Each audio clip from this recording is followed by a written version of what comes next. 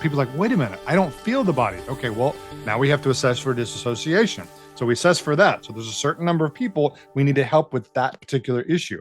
But now let's go back, and maybe you're not disassociated. But you're still hypersensitive, but you're very cognitive. So in other words, you're thinking your way through. You're still actually disassociated, but just not in a protective way. You're just engaged in thought because it works for you. Welcome to Reforged, a podcast by the Authentic Masculinity Project, a place where we have raw conversation about modern masculinity, capacity, complexity, integration, and authenticity. So here's the question. If you feel really, really good, do you feel heavier or lighter? And flip that. When you feel really, really bad, do you feel heavier or lighter?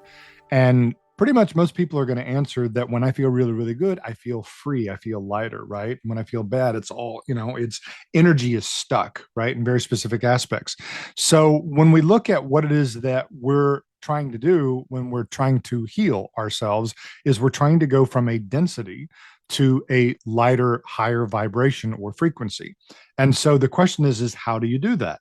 And so there are a lot of ways. You can focus on something with such intensity that the engine of thought that was creating a cascade of neurological activity stops activating the same way, and your mind begins to calm down and it begins sending a signal of peace. We call this meditation, right? How many ways are there to do that? Oh my God, there's thousands of ways to do that. When we look at somatic process, what are we doing? Well, we're actually bringing our attention to the different places of how we're holding the story of trauma or dysregulation within the body. And one of the things that we notice right away is you're not going to feel everything in all of the body. You're going to feel very key things in different parts of the body.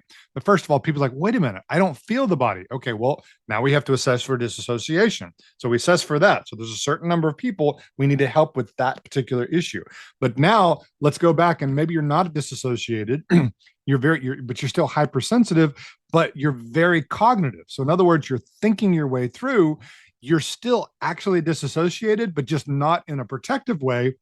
You're just engaged in thought because it works for you, right? But you're still not paying attention to the felt sense of the body. So think of it that, there's a perceptual field of thought, there's a perceptual field of emotion, and there's a perceptual field of sensation of the body, like three completely different fields.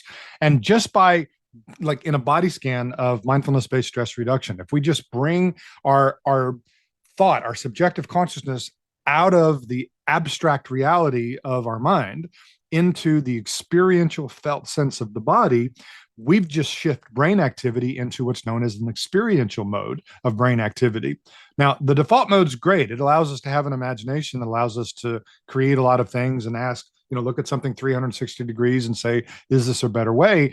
That's wonderful, but it's a double-bladed sword, because we can also project ourselves subjectively into a future abstract reality where we're suffering, or stay in a past reality where we've been suffering, or we can even be in an abstract version of now where we're thinking about what everybody else is saying and doing, and none of it has to be true, and we haven't even left the couch at home. So a part of this is bringing our attention to what is actually here and bringing it out of the subjective abstract into the objective here now. And by paying attention to that, we begin feeling what is actually going on in the body. Now, if I was over here in a subjective story and that's creating a thought pattern, that's creating a cascade of neurological activity within my body that is now giving me a fight, flight, disconnection, some sort of reaction trigger, right? That's going on, then why do I want to stay in that story of suffering? I don't. So in order to come out of that story of suffering, we have to practice being present with our body. This is why we use breath work. We can use breath work to move through very uncomfortable sensations that are in the body. Again, the first part of that is, do we even have the ability to get in touch, or are we overwhelmed? Because we need to be able to move from gross to subtle. What does that mean? Well, I feel it everywhere. Okay, do you really? Or, okay, then let's go to the head and the neck. Which one do you feel more? the neck or the chest or the stomach, just by sitting there and really dividing up, not trying to swallow the whole elephant, but dividing up. We're going from gross to subtle, refined. We're moving closer and closer into a refinement. It's like if you learn how to play a musical instrument, it's awkward at first, but as you get better and better, there's a muscle memory, right? So we can do the same thing with our consciousness in how we're paying attention to the body. So when people say, I'm overwhelmed, the first thing I would ask is to use the term focus. Like pick a spot that you just start getting curious about how you're holding reality within your body. And to number one, see if you even have the ability to do that first, and maybe sit with a big dose of loving kindness and compassion before you do that. Because do you have something that goes, I don't even want to look at this? That's another defense mechanism. So there's layers of these things that we want to bring attention to. And if you're trying to meditate and focus on this, but this other part of you is trying to pull you and push you, well, what does mindfulness mean? Mindfulness means paying attention on purpose without judgment. What does without judgment mean? Without judgment means without something pushing or pulling you. So in other words, allowing yourself to be there, even though this push or pull is happening within you in such a way that you don't listen to it, and you sit and you go, okay, well, if I don't listen to that, what will happen? And let's see what happens next. And what you just did was you just mastered a little bitty part of your neural system in saying, no, I am here now, not this reaction that's basically having its way with me. And in this way, we can sit in the uncomfortability. We can breathe through the uncomfortability. And there are dozens, almost thousands of ways for us to actually do this. So we can focus on something in meditation in such a way that neurological activity will begin coming down, or we can focus on the uncomfortableness that's within the system also. And as you keep looking at what the actual reality is, and you're like, wait a minute, I'm really dysregulated here. Well, if we're really dysregulated in the body, what can we do with that? Well, I can take a parasympathetic nervous system breath. What is that, Scott?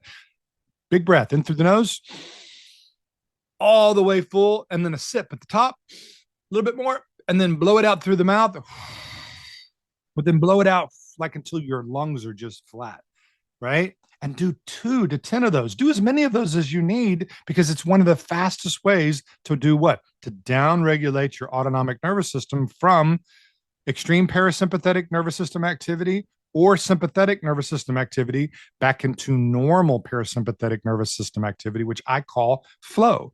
It's a place where you don't need as much energy for you to be you, where suddenly these aspects of your consciousness are available to you. You have more compassion.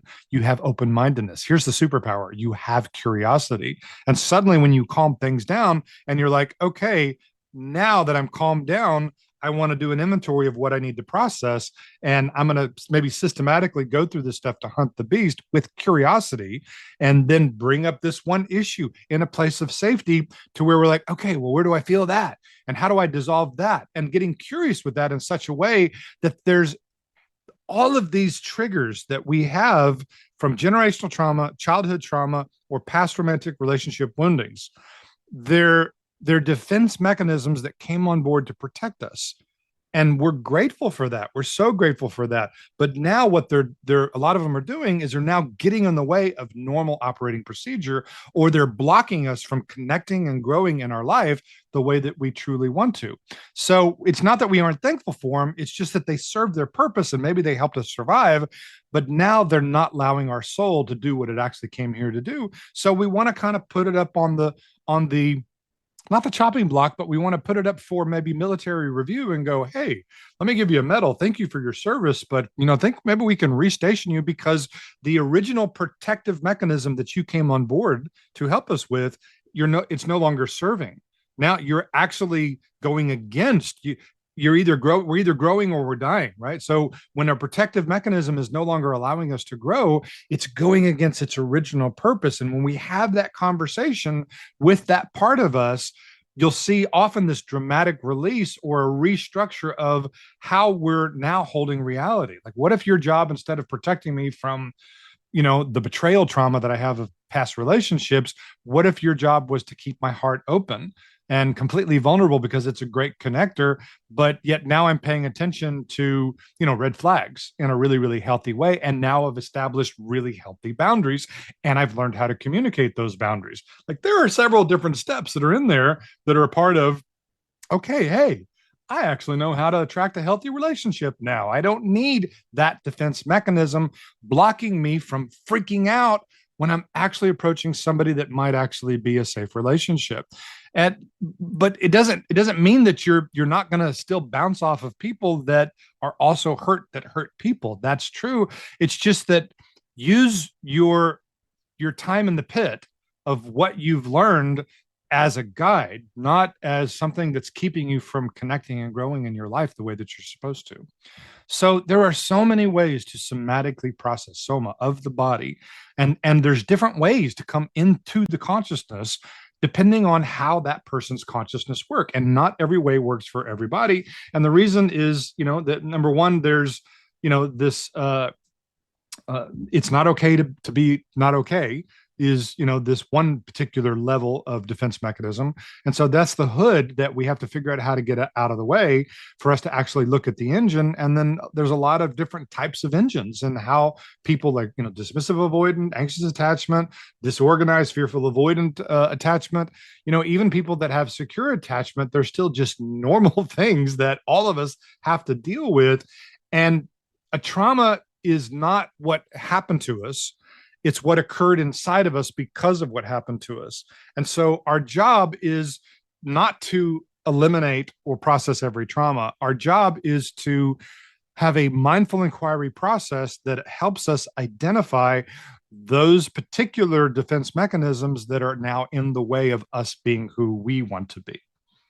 And we can do it. That's the good news. Anything that's been conditioned one way can be conditioned another way. It's just a dance to figure out what your particular pattern and levels of protection actually are. Thank you for listening to Reforged. Remember to like and subscribe for more.